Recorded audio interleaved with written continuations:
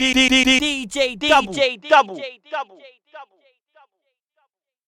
It's DJDUBL here, and today I'm sat with definitely the most highly respected MC in the drum and bass business. I got Harry Shotta in the building. That's a big accolade, man. I respect that, man. Oh, bro, you're putting the work in, man. I think you fully deserve it. You got the training today, right? Yeah, man. Got the training. You know what I mean? We've been talking about making this happen for a while, man. So I'm glad we could finally do it, man. Yes, I'm glad to have you sat down. So coming in on the train, was it like a normal standard train journey, or was it like a fully fledged rave? Not this time. This one was quite quiet, man. Do you know what I'm saying? But yeah, you saw what we did before on the London Underground and the Bakerloo line. That was crazy. The way that went viral and spiraled out was mad. I had the Guardian ringing me up, all sorts, man. It was mad. Millions of hits on Facebook and YouTube, huh? It was crazy, man. The Facebook views were out of the sphere, bruv. Do you know what I'm saying? Yeah. YouTube's on the way to 1 million already. Do you know what I'm saying? So yeah, it was definitely a big look, and it was mad because it was basically those guys Troll Station, who do all the pranks and stuff. It was mad because one of them just goes to the same gym as me, so I just bucked him in there, and he was like, "Do you want to do this thing?" And I was like, "That sounds absolutely crazy, man. Let's do this." They brought all the stuff together. We went down into the London Underground. They set it up, and literally when people started to get on, it was a fully fledged drum and bass rave going on the London Underground, which was just mad. Bro, the headline caught my attention because it said that the police were called to break up a fully fledged rave. Yeah, and that was the thing that I was like, you're talking about a rave on the train, like, so that was what made me click. And then I realised it was a Troll Station. Yeah. So, like, what was the police involvement then? Well, literally, we tried to keep it going as long as we could. Do you know what I'm saying? So it must have been about half hour in, something like that, 40 minutes. Suddenly the police got on and they was like, guys, this needs to go off right now. Do you know what I'm saying? It's all cool. You know, it's fine, but we need to shut this down right now. You can't be doing this. You know what I mean? Because obviously it's an illegal party. Yeah, you know what I mean? We didn't have no permission. Do you know what I'm saying? We didn't go to them and ask or anything like that. We literally just pure guerrilla tactics, that kind of style, just did it. But, you know, to be honest, they were pretty cool, man. And they actually, like, they kind of used it on their social media as well. They actually posted about it saying, we've just shut down a fully fledged drum and bass. So they kind of used it to kind of, I guess a lot of the time their relationship with young people sometimes is brought into question and whatnot. So I think they used it as a way to kind of say, we're not all bad, look. You know what I mean? We could have done this another way. Because, I mean, there was a chance we could have got arrested as well. We knew that going in, you know, maybe a night in the cells or whatever. We knew that going in, do you know what I'm saying? But obviously they just they basically said to us, as long as you go home now and don't try it on any of the other lines, it's cool. Yeah. And they did sit and wait with us as well to make sure we got on the train home. Yeah. Do you know what I mean? But, you know what I mean? They handled it pretty good. That's funny, man.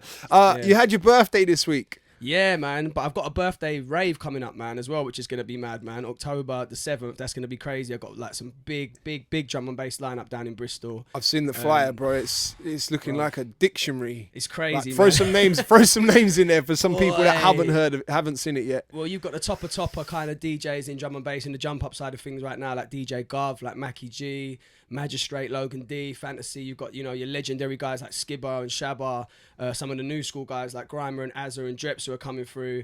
I'm doing about 4 sets. So it's gonna be a night to remember, man. I'm looking forward to it, definitely. And ticket sales are pretty mad at the moment as well. There's a lot of hype online, man. Yeah, there is. It's good to see. With your sets, you kind of like to go in with the marathon sets sometimes, don't you? Like, I know some MCs just sort of jump on a quick like half hour, maybe a quick hour or something, but like you like to go marathon with them sometimes, right? In drum and bass, it's different because obviously we do it in that kind of, we do sets just like the Grind Man with like radio sets, and we come from that kind of background, do you know what I'm saying? So for us, we're used to those longer set times and longer, well, it's not a real PA, it's more just a set DJ and MC just going in. Do you know what I'm saying? It's spontaneous, you never know what's going to happen.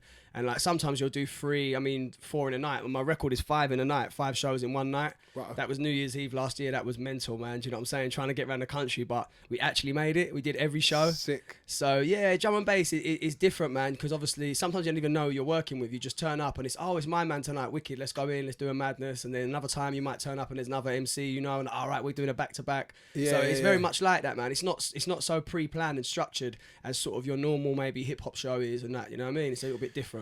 I love the unity with drum and bass MCs. Yeah. Like, the fact that I see a lot of you guys supporting each other, and like when you turn up, you can do like ciphers, and then there's so many of you like X-Men. Do you know what I mean? Like all the guys that you roll about with, and there's so much unity. Do you think that is one of the reasons why, on an underground level, drum and bass is so big? And like, surviving. Yeah, Do you know what I I mean, mean? you got to think how long jungle's like. Boy, I was still in school them times, you know what I mean? Rocking tapes and all that. So for it to go from jungle to be as like sort of as worldwide and as strong it is now, I think a lot of that is due to the unity within the scene, the way everyone kind of helps each other out and promotes each other's music and whatnot. Obviously, in the past, we've seen it with the producers. They all link up and make collabs, and like there's some sick labels out there doing that. But what I've started to notice over the last, say, 2-3 years, maybe a little bit before that, is the MCs linking more. The MCs making vocal tracks. Yeah. You know, we did the first drum and bass Fire in the Booth, for instance. I mean, that's never been done before. And then I did a cypher up with a lot of the other guys like X-Man, Azza Grimer, Dreps, and Skibbity. You know what I'm saying? So these are all things that haven't been done before. Doing actual tunes, putting them out there, doing sick visuals, you know what I mean, on your channels like Link Up and SBTV. We did a cypher on Link Up. There's been loads of stuff that's been going on, drum and bass wise. I mean, back in the day, it was more just, if you wanted to see the MCs, you'd have to go to the rave. And if you wanted to hear them, you'd buy the CD pack or you'd listen to one of the stations where man would go up and bubble on the mic. Do you know what I mean? Yeah. Whereas now we're becoming a bit more visual, and I think there's some drum and bass MCs. I've always been on it, but now there's like a bit of a movement where they're not just rave MCs as such. They want to be artists as well and put out music and do visuals and kind of PA their own tracks in the rave and stuff like that. Yeah. So there's a nice movement going on for vocal drum and bass, man. I mean, I've got the Harry Shotta show, which is literally, it's a showcase of my music and stuff that I'm doing, as well as sort of we have sections that are the normal kind of tear out parts, but we have like the guests come on. We have had Screw Fizzer come on and spit to drum and bass. You know what I mean? I've done sets with P Money as well. Oh, bro, Screw's so sick, bro. Like, I met him years ago, man. We did a radio set together and we've been mates ever since. Yeah. And I brought him into a few drum and bass things because his flow. I've always loved the fast flows, innit? So for me, he's like one of my favourite MCs because that's what I've always been into, whether it was Skibber back in the day or him or even, you know, people like Luda and Busta in the States and Tech Nine and them, man. Do you know what I mean? I love that fast spitting, so Screw's the guy for that, man. Definitely. Have you checked out Logic as well? Logic, as in Logic from the States? Yeah, the rapper. Logic's got some bits as well. There's a record he did with Tech Nine. What's it called? Sriracha. Okay. Bruv, you're going to fall off your chair when you hear his verse. That's like, homework, is it, for me today? I'll play it to you. Once we're done here, I'll play you Logic's verse. Yeah. Like, whew, yeah. Sick. If you like that fast flow, which obviously I know you do. Yeah. Logic's good, man. I listened to his album that came out, the last one. Do you know what I'm saying? I wasn't too up on him before that, but I watch a lot of stuff like Everyday Struggle, Joe Budden show and all that. And they were talking about Logic a lot. So I was like, all right, let me stream this album, man. He is good, man. He's doing his thing. Yeah. Incredible artist. You listen to like a lot of different types of music. That was one thing that really surprised me about you. I think I've seen you in the past tweeting about Jay Huss. I've seen you talking about Kendrick Lamar. I've seen you even bigging up like a Chief Keef record. Yeah. And it's mad because they're all very different artists. Yeah. I've always been like that, man. I've always listened to various. I mean, I come from a rap hip hop background. That's where I started. That's what I first started listening to. That was my passion.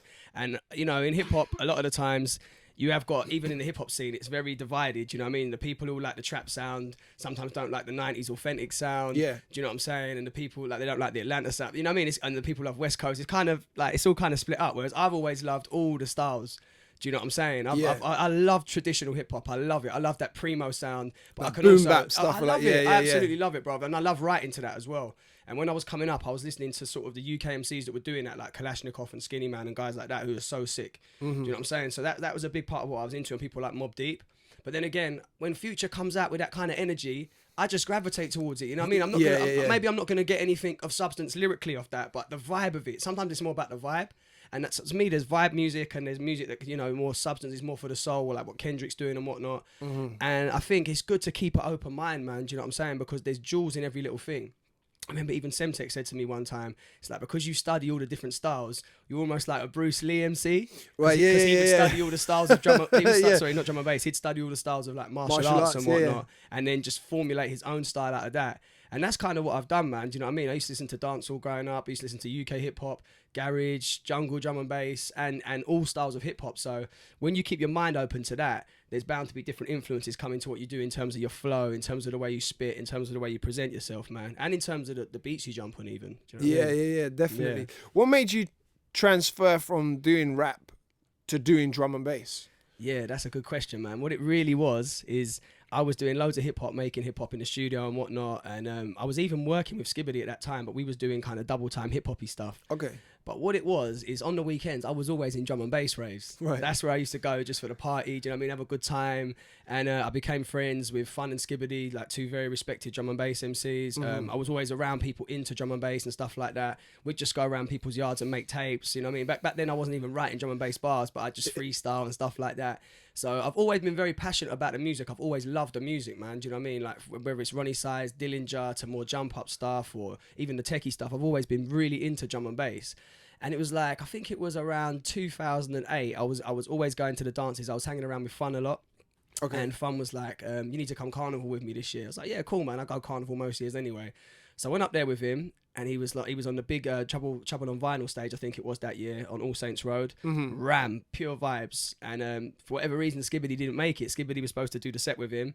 And he said to me, right, you're coming on, man. I was like, boy, I don't know about that. Baptism of fire. I'm not sure about that. You know, he's like, you've got double time bars. You've got bars. Like, don't freestyle. Spit your double time bars that you're doing with Skibbs and that, the ones you're doing on hip hop, because they'll fit on drum and bass.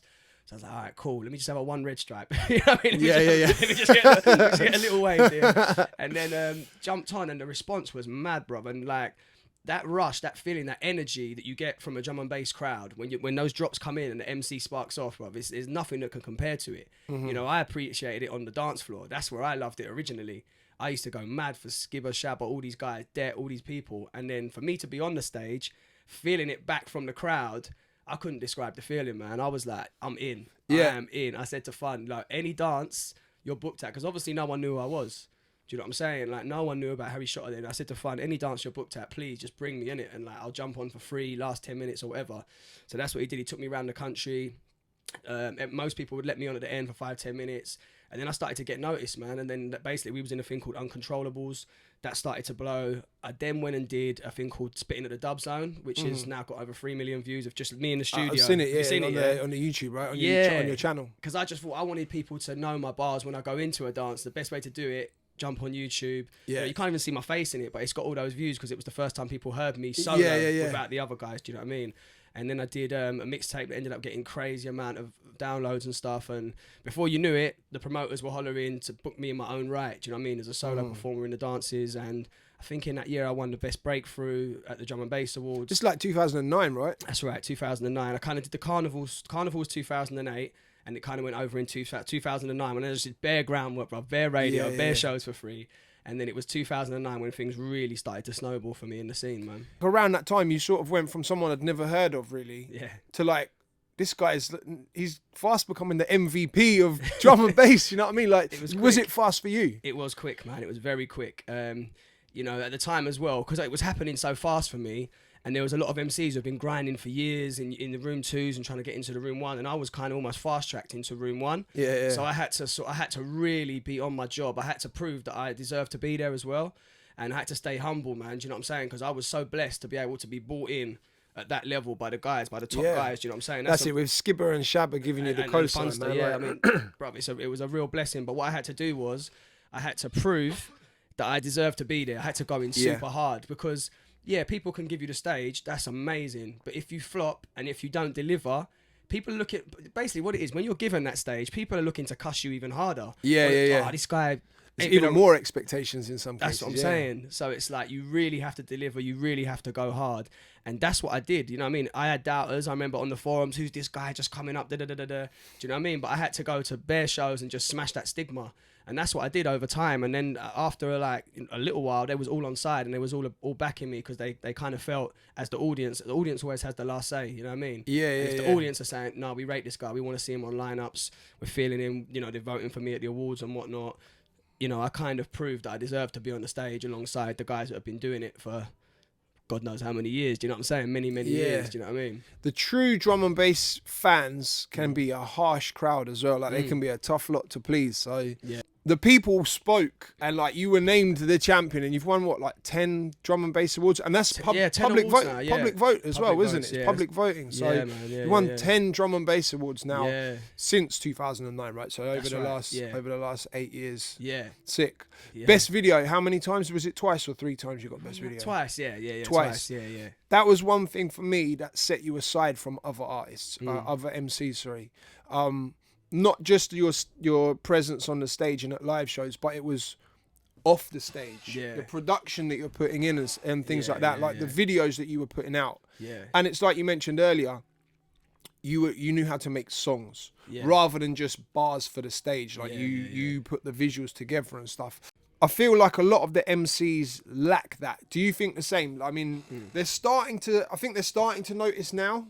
Yeah, I think what it is with me, because of my background, I made a conscious decision when I came in and started to do well. Right, I've got to do an EP now. I've got to show people I can make music, I can make songs. It's fair enough tearing down the dances. This is great. I love it. But I've got to show people my pedigree and what I can do with music, right? So that's what I did straight away. I think people clocked onto that straight away. Do you know what I'm saying? But I think the reason you're saying about the MCs is because they do come from a background, literally, of going to the radio station, going to the rave and sort of putting out tape packs. Mixtapes wasn't really, even vocal mixtapes wasn't really around in drum and bass when I first came in. I think Skibbity had done one, but there wasn't a lot of studio mixtapes. It was literally just live recordings of the raves. So a lot of those guys, they came from that background. Do you know what I'm saying? Of radio, that's where you're smashing it, and the live thing. And then the sets would come out and then they'd go around the world and people in Canada would hear recordings from the raves and whatnot. I think what I kind of brought in, or I helped to usher in, was the artist side of being an MC in drum and bass, because I was like, right, I'm doing visuals. Do you know what I'm saying? I'm going to boost my YouTube channel. Song structure as well. Like. Song structure, exactly, bro. Do you know what I'm saying? Actual songs with hooks and whatnot, and bringing that to the table. And initially I was just making hip hop because that's what I knew. But recently what I've started to do is actually try and bring the song structure into drum and bass. So I'll sit down with a drum and bass producer and I'll say to him, right, you've got to change the way you structure your song, because in drum and bass it's structured like there's an intro, there's a drop, there's a breakdown, there's another drop, and then it's kind of, that's the tune. Whereas vocally, for me, I want to make radio records that you can spin on the radio, even if they're drum and bass. So I'll say to them, yo, listen to this, whatever, J. Cole tune. That's how I want my tune. I want an intro, verse, chorus, you know what I mean? The standard song structure. So I'm kind of bringing that in to the drum and bass thing, and now I'm seeing a lot of people are doing that now. Like there's a guy called Traumatic who, if you look him up on SoundCloud, his plays are out of this world. Even people like Devilman have started to do the vocal drum and bass stuff. Azza and Grimer, there's a guy called Dreps, there's myself. The D&B Art Form track we did, which has nearly got 1 million views now. We all got together to do that. That was a big record produced by Dominator. And that was one you won the award for as well, That's video the visual, as well, right? yeah, because we linked with Chazza Petty as well from SBTV. And I said to him, I don't want any, because what it is as well, I've noticed over the years, a lot of drum and bass MCs, when they do a visual, they do a rave video. Right, That's the environment, right? But I was like, nah, if we do a rave video with say, dancers and that, just the drum horns and all that kind of thing there, we're kind of just putting ourselves in that lane of just rave MCs. We're sending that picture and that perception to the audience that, oh yeah, them man smashed down the raves, but that's about it. I said, no, I want my video to look like Krypton Conan's, or our video to look like Krypton Conan's, one of the guys that who are considered serious artists, or Fecky, or whoever. Do you know what I'm saying? So he was like, yeah, I've got you, and he delivered that visual, which sent a big message to people. Because I had people saying to me, I really didn't know you man were going on like this. You know what I mean? Because I do get hip hop man listening to me as well, and I do talk to a lot of the guys on the other side of the scene and whatnot, and they, I think it was Deneo was hitting us up going, this is mad, bro, because they haven't seen it like that. You know what I mean? And also we're bringing through fresh people. Like obviously drum and bass has got legends, but what's good now is there's a lot of new youngers coming through now, whether that's people who are making beats and whether that's people who are MCing. And another thing I say to you is like a lot of the younger ones coming up now, they love drum and bass. So the younger MCs coming up now, they love drum and bass, so they wouldn't be MCing to it, but they've come up influenced by grime. Do you know what I mean? They've come up listening to grime as I probably grew up more listening to hip hop, whereas the ones just below me now, they grew up listening to grime, so they're bringing them flows to the table. You listen to some of the guys like Azza and Grimer, man, you can tell they've listened to grime and hip hop and everything else, and it's a big staple of what they're doing in their music. Even so that makes it fresh. Stormin as well, he's doing a lot of drum and bass now, right? Yeah, Stormin's a legend, bro. I'm lucky enough to get to work with him in SAS, which is like a super group, they call it. So there's Mackie G and Fantasy on the decks, and there's Stormin, myself, Skibber and Shabba on the mic. And that's blown up, man. And Stormin brings a lot to the table. Obviously, he's a grime legend. And what I'd say about Stormin is what he's brought to the scene and why he's been winning awards for the best crowd hype MC is the hype and energy he brings to the stage. It's almost like that kind of dancehall vibe when you watch the Sting and all those kind of things. He brings that sort of reggae flamboyance and hype to the stage, which has captivated the drum and bass scene, because we haven't really had a character like that in the scene. And he is. His energy's different, man. I remember doing a show in Brighton with him, but I think it was before he was doing drum and bass. It was because it wasn't a drum and bass show. It was more like it was around the time when like UK Funky was popping. Like, I mean, we're probably talking like 2010 around the time. But yeah, we did a show in Brighton, man, and his energy's different. Yeah. So big up Stormin, man. Big up Stormin, man. Do you prefer doing studio recording or live shows on the stage? Yeah, bro. You know what? I always say to people, I love both because I love being in the studio. That's one of my main things, getting in there, being creative. Over the last few years as well, like I used to always write my bars before the studio, and back in the day I used to even try and learn them, so I just go there and spit them out like that. Yeah. These days I love writing in the studio, you know. I love just like hearing something new and creating something new. There and then, man. I mean, I'm working on an album now with a guy called Urban Dub, who's a sick producer, man, and I've been kind of sitting in on the production as well. Yeah. Rather than him sending me beats, I've been sitting in, nah, I don't like that, no, switch that. Nah, you know what I mean? I like doing that as well, being part of the creative process. It's the first time I've really done that. Building beats in the studio with the producer is wicked. Yeah, man. yeah, I'd advise artists to try it now and again, do you know what I'm saying? Because it is good. And then literally the beats, even if it's halfway done, writing the bars and spitting them while they're fresh. And I really enjoy that, man. But the live side of things, bro, like people sometimes say to me, you guys are on the road so much, man. It's so many hours. Like, you know, I mean, you know, you're on the road hard as well. Yeah. You know what it's like, but you'll be on the road. Sometimes you won't be getting in. Sometimes I leave my yard at 7 p.m. and get in at like 9 a.m. the next day. Do you know what I'm saying? Because you've done so many shows and the journey's so long and whatnot. Yeah. And people say, how can you handle the traveling? Because the stage, that performance is what it's all for. Yeah. That gives you the energy. I don't care if I'm in Exeter 4 till 5 and I've got to do that long journey back from Exeter. That performance will give me the energy to... You get a hotel though, right? We do get a hotel, but sometimes we just come back, bruv. Yeah. You know what I mean? We have got the options of a hotel and whatnot, but sometimes you just want to get home, you know what I mean? Yeah. But the stage show, bruv, the performance, it makes it all worth it, the travelling. Do you know what I'm saying? Definitely. You've got to love that performance. That connection you can get with the crowd is like amazing. And like I say, in drum and bass, it's like, it is a community as well. It's quite a community thing. Do you know what I'm saying? They are so passionate, like you said, about the music, about the scene, about the artists coming through. Do you know what I mean? So you have got that kind of relationship with the regular people as well. Like I know people in Exeter, I know people in Birmingham, I know people in Bristol, I know the regular heads, the real heads that are always online and are always coming to the shows. You get to know these people and it's almost like a family thing as well. Do you know what I mean? So I'm blessed to be doing it, but live and studio, I couldn't really separate the two and say I prefer one than the other. When you're making music, like especially when I hear the songs you make, it really sounds like you're making what you want to make. You're not thinking like, oh, what do they want to hear? Or like, what shall I build for the fans? It's almost like, this is what I want to put out. Yeah. So this is what I'm making today. Is that really your ethic with music? Because that's what it sounds like. Yeah, 100%, man. I mean, I've learned from the past. There was a time when I was encouraged to make a kind of a dubstep kind of thing. Right. And don't get it twisted, I like dubstep. I really liked it. When it was popping, I really liked the music. I still like it now, do you know what I'm saying? I've got nothing against it. But maybe it wasn't really me, do you know what I mean? And it was like, even the song and the chorus and everything. And it was released as a video. And it was the one time my fans sort of said, this ain't you, bruv. This ain't you. They could see. They could see it wasn't 100% me, and it wasn't. I was signed at the time and I was encouraged to do it. And you know, sometimes when you're signed, you know, people saying, this is the one. If this goes true, then you can come do these other bits and you can usher everything else in. But right now you need the radio one and everything else. And I think sometimes when you try and make the radio song, it doesn't hit anyway. It just sounds too contrived. Yeah, when people are just doing it naturally. I mean, you look at, that's why I love Skepta and them lot, man. Because I was about to use him as a perfect example. Do you know what I mean? When Shut Down all those records, like, they're just bangers, bro. And he's just doing exactly what he wants to do.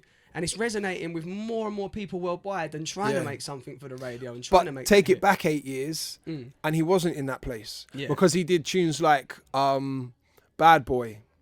When Example had all those big tunes that were hitting festivals, it felt like Skepta was trying to get that festival tune, and there was a lot that I feel was forced from him. There was Bad Boy. There was another one he did with the Asian lady Priya Kalidas. I don't remember the name of the record.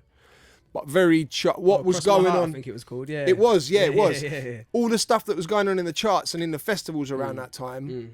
That's what I feel like Skepta was trying to steer towards to get that festival booking. Yeah. But I think he realised like, nah, that's not. Excuse the pun. That's not me. Do you know what I mean? Like, I think he's even said that in interviews. Though I think he said that himself. That once he started just doing whatever he wanted to do, that's when it all changed for him. Do you know what I'm saying? And I think that's a lot of artists feel like that now. When you look at the success of certain artists that are just making music straight from the heart, you know what I mean? Even you look at like the guys who are doing the drill stuff and whatnot, like you look 6-7s and that, they're just making what they want to make. Yeah. And it's resonating with that young audience. Yeah, absolutely. Like I do workshops, man, with the youngers and stuff, and I know how much they're into that. Yeah. That's their sound. That's their, like, basically, I remember like originally it was the grime thing that was that generation, but now they're into the drill thing, and that's their artists and all the stuff that Link Up's putting up. It's a movement again. It's another movement, but you can tell all those guys are literally making music they want to make straight from the heart, and it's hitting the audience. You know what I mean? So I think that's the one, man. Just do it from the heart and it will resonate with more people rather than trying to make those radio hits. Or it sounds contrived when you do that, man. Do you know what I mean? When you try too hard, it doesn't really hit anyway. No, I agree. You mentioned you're working on a mixtape and an album at the moment. So that's interesting. Why 2 projects at the same time? Yeah, really and truly. The mixtape is a collection of songs that I've been making with different producers. It has got a theme and it has got a concept and whatnot, and it has got a feel to it. But the album I wanted to make with one producer, because I've seen it over the years. I mean, especially with the Jay-Z thing recently, 444 as well. Him just working with No ID.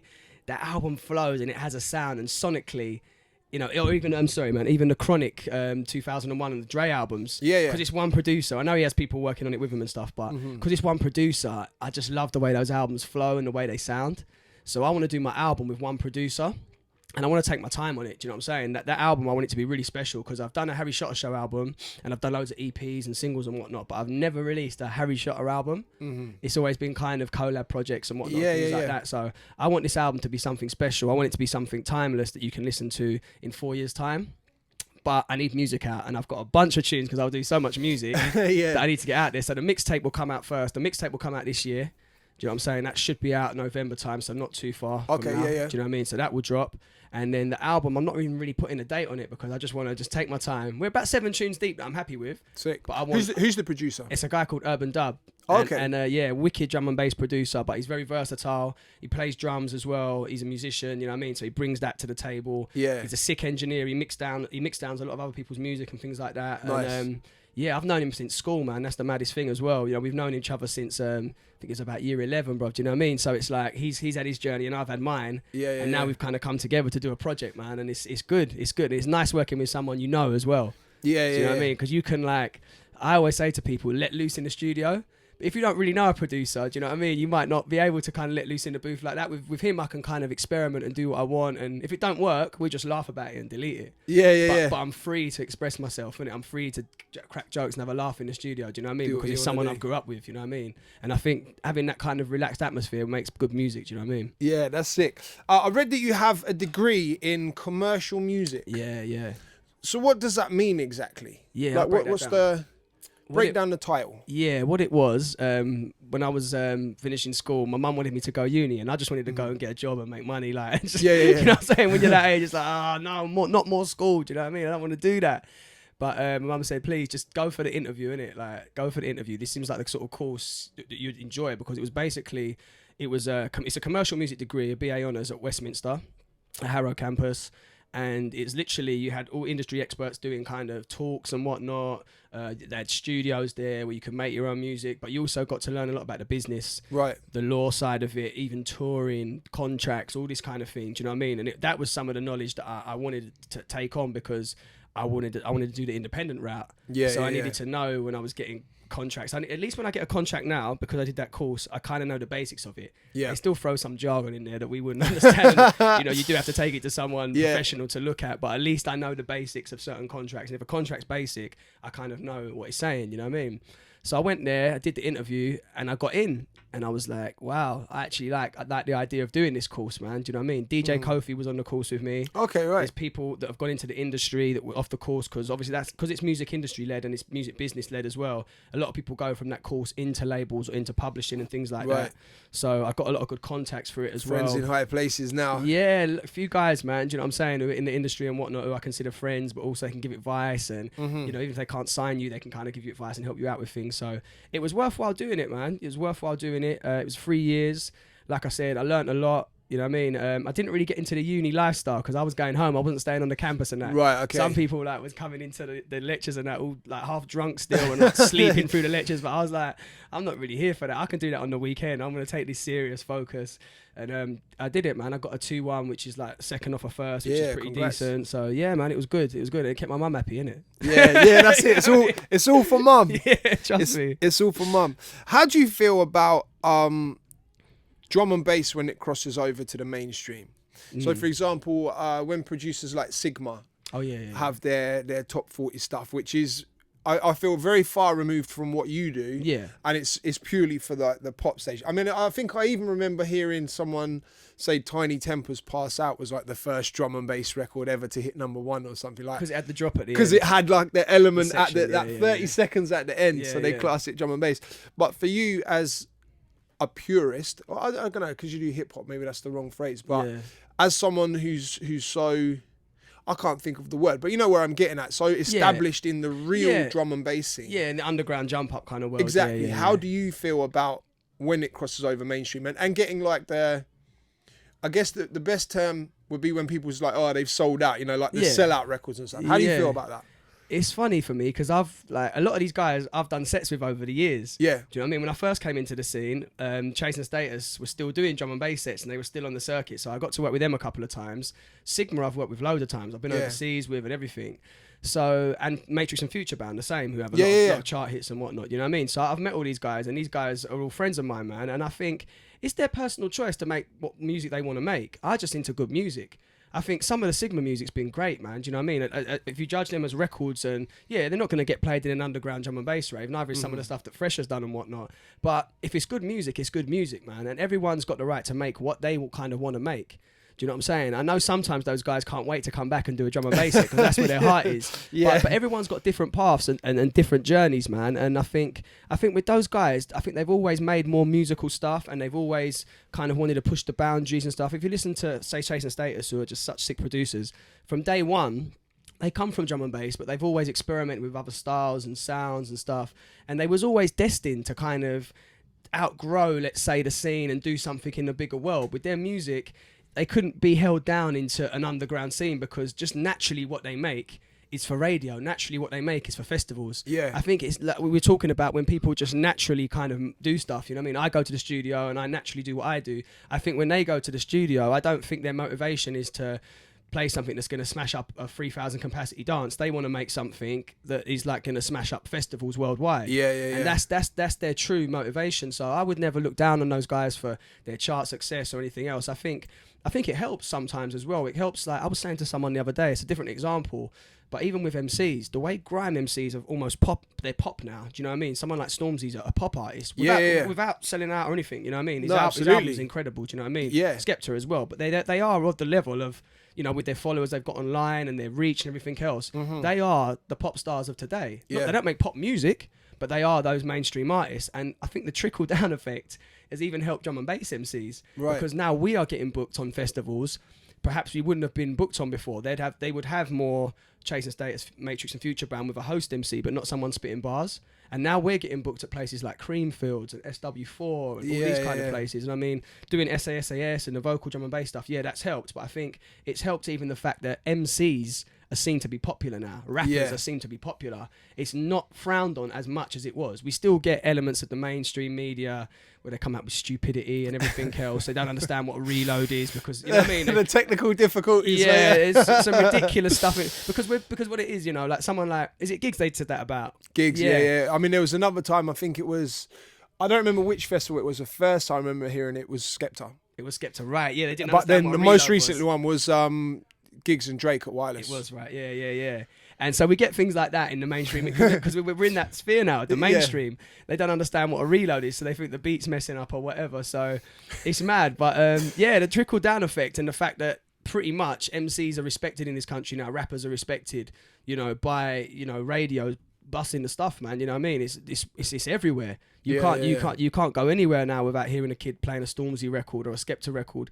And I think that helps us because there's some kids that'll be like, oh, that's pop music. I want to go for the more underground stuff. Yeah. So they might go for the drill stuff, or they might go for the stuff that's on Link Up and GRM, or they might go, what's these drum and bass kids doing? Do you know what I mean? So it all kind of helps what's going on the bigger level. It trickles down to the underground as well, man. It's interesting to hear you talk about Chasing Status that way because I thought there was an issue.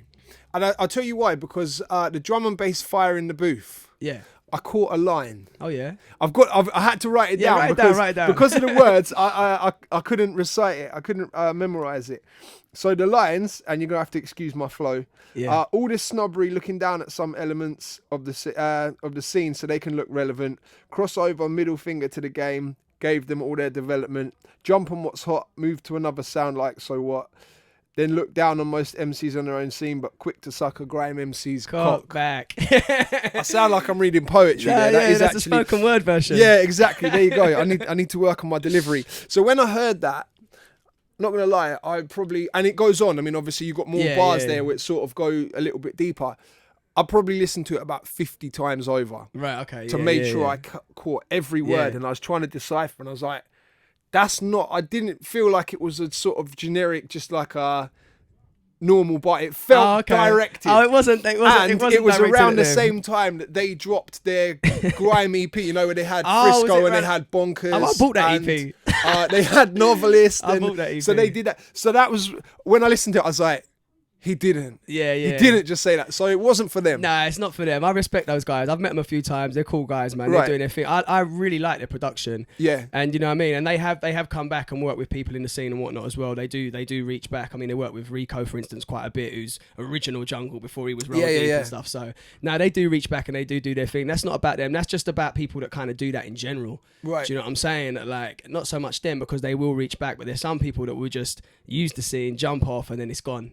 They don't put nothing back into the scene that made them credible in the first place. Right, do you know what I mean? So it was a little sniper. There was those kind of guys, man. But no, not chasing status, man. Nothing personal to them guys. No. Okay, I'm glad to hear that. I'm glad we could clear that up, man. Yeah, with your lyrics and me going back to saying that I had to listen to it so many times to really, really grasp what you were saying. Do you feel like, because of the flow with drum and bass, because you're such a lyrical guy, do you feel that ever you'll put a bar out and it'll go over people's heads because of the delivery, or because like sometimes because of the tempo? Yeah, definitely. 100%, man. 100%. There's loads of my lines that I think go over people's heads, do you know what I mean? Because sometimes they're just caught up in the vibe. Like I was talking about vibe music earlier. Drum and bass is vibe music. I've got especially the jump up stuff that you do, I've got just hype bars in it that make people go crazy, sing along bars and all that. But the stuff I like to write is more intricate. It is more on that level, which is why, yet again, I was like, we have to start making tunes, because when you're watching it on YouTube, you're going to take it in a little bit more than standing there in the crowd and everyone's going crazy and whatnot. Do you know what I'm saying? And that's what I'm trying to make. Like, I try and also with my bars, I try and be as clear as possible, man. Bring the clarity to it. Even though I'm going 200 miles per hour, I still want you to be to understand every word. So when I'm in the studio, I'm super critical. I'll be like, right, now mute the beat. I need to hear it without the beat, just so I can make sure every word is super sharp. Do you know what I'm saying? But I do understand when it's that fast, it can go over people's heads. Do you know what I mean? Which is why, you know, if you hear something, you heard something, and you thought, right, what's he talking about? I need to reload that and listen again. So that's what people tend to do. You know, I used to do it years ago with, who did I used to do? De La Soul, man. I didn't used to get, sometimes I didn't get it straight away. I have to listen again. I quite like that. It's like what Jay-Z said one time. There's 3 layers, isn't it, to what he writes. There's the layer where you're just feeling it, you're vibing, no one's really taking in the vibe. There's your second layer where there's your hip hop heads will understand the metaphors if you mention something about Cold Crush or you mention something about Showbiz and AG. And then you've got the third layers, man, which you might only get on the third or second listen if you're into the hustling lifestyle or whatever else, you know what I mean? There's layers to it. And that's what I try and do with my lyrics, man, because sometimes people come up to me, I didn't realise you said that, and blah, you know what I mean? I don't mind that. If you have to reload it, that's cool, man. Well, a congratulations is in order, because you're now officially, what I think it was a year ago, almost to the day, became a world record holder. That's which crazy. is sick. When we spoke, actually, just after you dropped Animal, I don't know if you remember, we spoke on the phone. And it was before it had been confirmed. So it was like, well, we know there's more words. Because for people that don't know, your single Animal took the world title from Eminem. That's right. For what, 1,771 words? You might be right. You know more than me, man. I think. It's only because I was reading it yesterday. So congratulations. Cool, and it was man. obviously in October, it was all confirmed. Yeah, and it came out in the Guinness Book and everything else. Because at first, when I spoke to you, they knew about it, but I don't know if they wanted to give it, because obviously to have Eminem there is such a good look for them. You know, Eminem, one of the biggest artists, regardless of rap or anything else in the world, and you've got him in your book. You don't want this little guy from the UK coming in and, like, you know what I mean? Which is why now they've said they don't even want to encourage people to beat it. You've got that now, because they said they were getting so many people just sending in gibberish, bro. Do you know what I mean? Just trying to rap really fast and it doesn't make any sense, and you know what I mean? And they ain't got time for that. Do you know what I'm saying? I imagine some people probably tried time stretching as well. Yeah. Rapping on a normal flow and then like stretching it in with GarageBand or whatever to speed the words up. They probably tried all sorts, you know what I mean? But that was wicked, man. That was one of those weird things that happened. Like we did a Harry Shotta show, a big festival called Westfest, that goes down in October. And what Fantasy did is he kind of gave me the Rap God instrumental, and then had Eminem. So I was kind of it was just a stage show thing, a little gimmick for the stage. I was going back to back with Eminem, and obviously I was spitting, then he was cutting in Eminem spitting, and I was spitting. So it was wicked. The little gimmick, the crowd loved it. Yeah. And I spoke to him on the Monday, and I said, we should do something at that tempo, because I like to spit them kind of flows. Let's do something for it, because we was working on the How We Shot a Show album at the time, and he sent me a beat. And it's one of those ones where I just started spraying. It wasn't something where I thought, nah, I'm not going to do a chorus on this. This is a spray out. This is just straight bars, you know what I mean? But it was 3.5 minutes when he first sent it to me. Right. So then I had this little moment. I was like, you know what? I rang him. I said, can you extend the beat to exact same length as Rap God? And what I'm going to do is I'm just going to keep writing. I'm not going to overly go in with the double time and try and just do something that's just crazy double time. It doesn't work as a song. I still want it to work as a song. But once I finish writing it, I'm going to do the old highlighting thing, word count, and see if I've beaten his record. Right. And it turns out I'd beaten it with the bars I'd written. Do you know what I'm saying? By a certain amount. And I said, wow, this is quite a good little angle, man. Do you know what I'm saying? It's not like I'll be going at Eminem. It's no disrespect to him, because obviously when he made Rap God, he wasn't trying to go in the Guinness Book of Records or anything like that. He just made a tune and it happened. Yeah, it was yeah, organic, do you know what I mean? And, big respect to Eminem and everything. So we had a little meeting with Jamal Edwards. We agreed to do the visual with them and everything else. And, linked up with Lex, who does a lot of the Dave videos as well. Really talented director. He directed the video, and it was mad because the first week it kind of got good views. It was around 50,000-60,000, and then the Americans kind of heard about it through UKF. The American market heard about it through an article in UKF, because they're quite big in the States. And then suddenly I'm seeing like Funkmaster Flex is tweeting about it. Like, wow, I didn't know that. I'm seeing Power 105 are talking about it. I'm seeing like a lot of the blogs that I look to for my like hip hop news and whatnot. They're talking about it. Do you know what I mean? And then T-Pain put a thing on his Facebook about it. Okay, sick. Bro, this was all on the same weekend. I was like, this is mad. And then, that's like really blowing up now. Yeah. Exactly. And Waka Flocka did as well. You've DJ'd for Waka Flocka. Yeah, I do. Yeah. Do you know what I'm saying? He put a post up about it, saying, this kid from England's spitting hard or something. Yeah. So I was getting a lot of attention from people in America as well. So suddenly the views they just skyrocketed, bro. Do you know what I mean? The views went from like 50,000-60,000 to like I think it hit 1 million in about a week or something. You know what I mean? Sick. Which is big views in a week. Do you know what I mean? I think it's about to hit 2 million now. So it was an experience. It was good. We got a lot of attention off it. And it was just one of them things that kind of naturally happened and snowballed yet again, and it paid off, man. It paid off. Eminem must have heard it. I think he's heard it. This is people ask me this, and we can't say he has, because one thing I'd say about Eminem, he's not really on social media like some rappers. No. So like, say I don't know, like say French Montana, for instance. Say it was his record and someone had broken it in the UK. Yeah. His ads are going to start popping off, and he's going to see it. And he's going to have a look and check it out. Whereas he's kind of somewhere in the hills, just removed, man. Yeah. Removed from all that social media world, or he seems to be. So I don't know if he's ever seen it. But then again, someone in his camp must have seen it. Someone Shady Records must have seen it or heard about it, and hopefully they brought it to his attention, man. But we'll never know, man. we'll find, when he comes on the show, I'll ask him. I'll ask him when he comes on. How many takes did it take you to get the studio version of the record done? Yeah, it was. I spat that. I'm not gonna lie, man. I spat that in 3 different sections. Right. So I spat one section, checked that was tight. Spat it, 3 different sections. You know what I mean? Didn't take too long to do it, man. It was pretty quick. When we do it live, I can do it live as well. Obviously, I have a hype man there, and he can just punch in certain words, so I get the breaths, because it's different. It's a lot of spitting. Do you know what I mean? So, but we can do it live. My man just got to be on point with it. What's his name? You've got to big him up, man, if he can keep up with that. Well, big up to Fates. Fates was the hype man. He was before, and now we got a guy called Phantom doing it, man. But they're both good guys, man. Big up to them. They're definitely keeping up with pace, man. Yeah, sick. There's a line in there. I like picking these lyrics apart. See, man. I'll make a boy look stupid. Go ask Rude Kid. Yeah. That's another one. It sounds like something happened there. Like. Oh no, Rude Kid's my boy, innit? We was making music together at the time. Yeah. So I mean, so you're literally just talking about you can just embarrass someone on a beat. Yeah. I'll make a boy look stupid. Go and ask Rude Kid. You know what I mean? Because I was in the Rude Kid seeing what man does in the booth and whatnot. You know, he'll co-sign that. Do you know what I mean? Okay. Because there's a lot of when you check Animal as well. There's the thing that's kind of similar to Rap God is there's references to people in the scene, whether it be Chester P, whether it be Rude Kid. You know what I mean? There's all kind of references in there. Do you know what I mean? So it's like Rap God had those kind of things as well. That was the similarity, kind of what we did lyrically. So Rude Kid was just someone I think I've done about 2-3 tunes with him. So like he was just someone I thought, go and ask Rude Kid. You know what I mean? Like when I heard that, I thought, right, okay, so you might have spun someone and Rude Kid was there and saw it. So he's the witness. Like we saw Harry Shotta spinning someone there. You also mentioned that you grew up on Wu-Tang in the track. Yeah. So like Dead or Alive, who would you most like on a record? Dead or alive. From the hip hop world. You know what? This is I've thought about this a lot. I think it has to be Big Pun, man. Big Pun to me. Devlin said that as well. Really, said the same thing. Pun as a lyricist and the flow. That flow to me is impeccable, man. Yeah. Like the guest spots we hear him on, the freestyles, you know, like Capital Punishment and Yeah Baby, but even more so Capital Punishment. I mean, Super Lyrical is probably one of my favourite hip hop songs of all time with Black Thought. Yeah. I actually wrote a piece on that at uni. Do you know what I mean? But breaking down the flow and the patterns and whatnot. You know what I mean? Went deep into that, like some big essay about it. Like Pun to me, man. Like I know people howl him out and they say his name.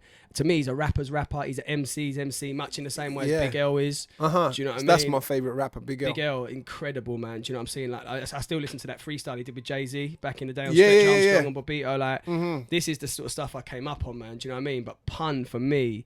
That flow, I still listen to it all the time. I listen to Capital Punishment all the time. I never tire of it. Do you know what I mean? And I'm not. And it's not even just the bait tunes and the singles. I love the album material, everything. Bro, he to me was a complete artist. If I could have got a verse of Pun, that would be dream come true, man. Do you know what I'm saying? Yeah, absolute dream come true. I wanted to ask you about your charity work.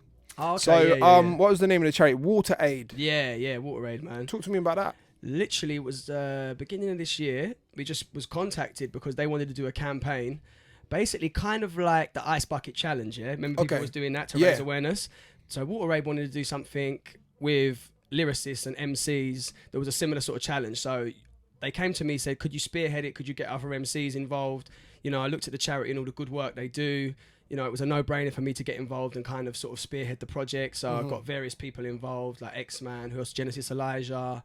A few other MCs got involved, and literally what it was, their whole thing was, what are you made of? Because we're all made of the same things, isn't it? Right. No matter where we are in the world, we're all made of a certain amount of water and everything else. So basically, I had to flip my perspective on what are you made of, and then I would challenge the next MC. And the next MC would challenge the next MC, and it would spiral out. Right. And it was literally because they get amazing donations and they get like a lot of sort of press and stuff in the mainstream media, but they don't really hit a youth market, or they wasn't hitting a youth market, and they kind of wanted young people to be aware of these issues as well. You know, even if they don't donate a whole heap of money, that's not really what it's about. It's just creating awareness of what's going on. So maybe you'll watch these videos, then you'll click on the next video, which will kind of tell you some of the situations that are going on around the world and what the charity's doing to kind of help these situations, and what their goals are, and what you can do to kind of, whether you donate money or whether you just share the video. Do you know what I mean? It's more about awareness. So because of all the great work they do, for me, that was a no-brainer, man. Just take the time out, get involved, go out, shoot all the videos, really make sure all the MCs were involved. Mike Righteous was the other MC who did one, which was sick as well, man. Yeah. So like, I tried to get some of the conscious MCs involved on it, man, and it worked well, man. It was really good. So so Water Aid, I imagine they just provide clean water to places that don't have it. Is that correct? Yeah, that's right, man. They do a lot of good work, man. Do you know what I mean? They really, really push it out there. And they also, as well as donating the water and getting to the countries, they try and create awareness to make people think about what's going on. Do you know what I mean? Through different ways, which is why they wanted to do kind of a lyrical thing. And that's, I think sometimes with me, people see that I do different things. Like I did the rap roundup thing before, and you know what I mean? I've done the animal thing and the tube thing. And things. I don't just do records all the time. I don't mind diverting and doing something a bit to the left. So I think that's why they came to me to kind of put it together, man. Sick. Which was good. I think you've got to be that way these days, man. You've got to just be doing everything well. Yeah. And Trust me, man. You really are. Forthcoming shows. You mentioned about the birthday bash. Yep. October the 7th, Bristol O2 Academy. That one's going to pop off. I've got so much coming up. South Beats Festival. I've got Tuesday Club in Sheffield. That's sold out. There's a lot, man. There's a lot. Hospitality in the Park. Yeah. You know what I mean? There's so much shows coming up, man. My calendar's mad, bro. Like, I'd have to get out my calendar and start like going through. So how can people find the list? Where can they find it? I know you've got a website as well. And plug all your socials. Okay, man. Yeah. Well, mainly if you want to holler at me about anything, I'm mostly interactive on Twitter, man. I try and get back at everyone. You talk to everyone, don't you? Try to, man. Do you know what I mean? Sometimes you'll miss people, and someone will say like, "Yo, you never got." Please. Sometimes I sleep in it. Sometimes I miss the odd tweet. You know what I mean? But I try and get back to everyone on Twitter. So if you want to talk to me, or even artist network, whatever, do you know what I mean? Hit me up on the Twitter. That's just Harry Shotta. The Instagram is the real Harry Shotta. And then in terms of gigs and stuff, they're all listed on my Facebook page. Do you know what I'm saying? So yeah, check that. That's all listed on their official Harry Shotta fan page, I think it's called. Yeah. So that's basically all the socials, man. Good stuff. Been a pleasure, bro. Thanks so much for passing through. I've enjoyed it, man. It's DJDUBL here with Harry Shotta. Peace. Wicked nice one, bro. Thank you, dude. Save that real quick before we have to do it again. That's the only problem with these studios, they're not soundproof. Oh, okay, so you get that little spillage. Dude, little spillage. Dude next door's been having a party.